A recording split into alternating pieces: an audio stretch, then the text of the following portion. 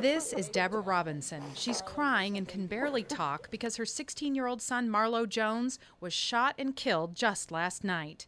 It happened in the West Pullman neighborhood near the corner of Lafayette and 120th. So this wasn't a gang-related shooting? It wasn't a gang-related. Marlo's great-aunt, Freddie Harris, consoles her sister. They say Marlo was a good kid, definitely not in a gang. Marlo went to church every Sunday. Marlo was on the honor roll at Finger High School. His aunt said he planned to attend junior college. They claim the shooting was an accident that occurred after a fight broke out between other kids. A gun went off. Marlo was shot in the head.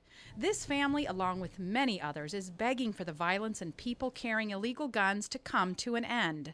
You don't need to call them gangs. They need to be called terrorists, because that's what they are. Anytime that you can't live peacefully in a community, okay, you need to be taken over somewhere else and showed what a war is. Also on Chicago's South Side, early this morning, there was a second teenager shot and killed. Juan Aculero was just 15 years old. This shooting took place in the Little Village neighborhood near 30th and Hamlin on the corner of Avers, only a few blocks from his home. We tried to contact family members and neighbors to talk about Juan. After knocking on numerous doors, no one answered. Family and friends chose not to talk on camera today about Juan. Two separate neighbors did say off camera, however, that they did believe he was in fact part of a gang. Incidentally, police also showed a very strong presence this afternoon in the Little Village neighborhood and say both cases are still under investigation. I'm Jane Boal, WGN News. This helicopter smashed into a house this morning, killing the pilot and one passenger in a residential subdivision in Kenosha, Wisconsin. The two people in the helicopter, a male and a female, were deceased on the scene.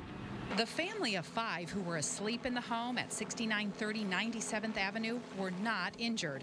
2 adults and 3 children escaped without harm after the aircraft struck the roof, left a hole in the back, and ripped off part of the facade. Kenosha police say it's a good thing the crash didn't happen during school hours. The Charles W. Nash Elementary School is on the same block. It would have been a Monday morning or, a couple hundred yards that way, and we'd have a real compounded tragedy in our hands. Helicopters flying over the Whitecap subdivision today were an eerie reminder of the sounds heard by neighbors before the explosion. Many speculate dense fog early this morning played a big part in the wreck. Barb Hale was awake and says the helicopter sounded like it was sputtering and having trouble. On the scene, she saw the aircraft on fire in the yard and neighbors evacuating their homes. You heard the I was sound. walking outside and I heard it, yeah. And you thought?